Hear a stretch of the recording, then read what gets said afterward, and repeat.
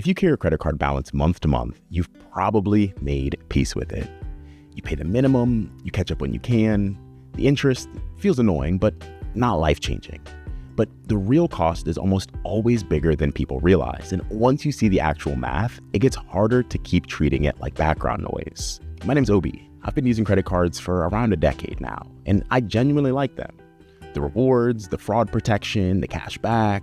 But this video is about what happens when you carry a balance. And in a minute, I'll show you how a $1,000 balance can quietly cost you nearly $2,000 by the time it's paid off.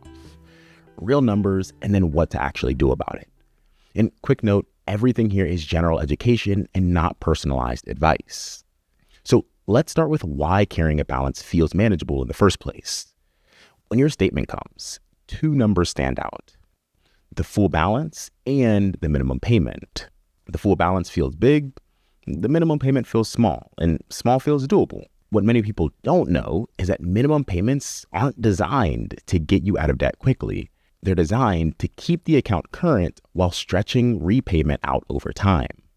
See, Proverbs 22:7 says the borrower is slave to the lender. And when you look at how minimum payments are structured, you can start to see the practicality of that verse.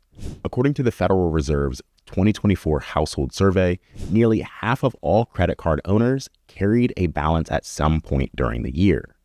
When that many people are doing the same thing, it stops feeling like a problem and starts feeling normal. But here's what that manageable payment can actually cost you. Let's use a real example from Bankrate. Say you have a $1,000 balance at 17% APR, making only the minimum payments each month. That $1,000 balance can take over 9 years to pay off, and by the time it's done, you've paid roughly $857 in interest on a $1,000 balance, which is nearly as much in interest as the original debt itself. The payment felt manageable every month. The timeline was the expensive part. If you find breakdowns like this helpful, I have a free newsletter where I go deeper on ideas just like this one. Link is in the description if you want to check it out. So what do you actually do about it? Here are 3 things, and they build on each other.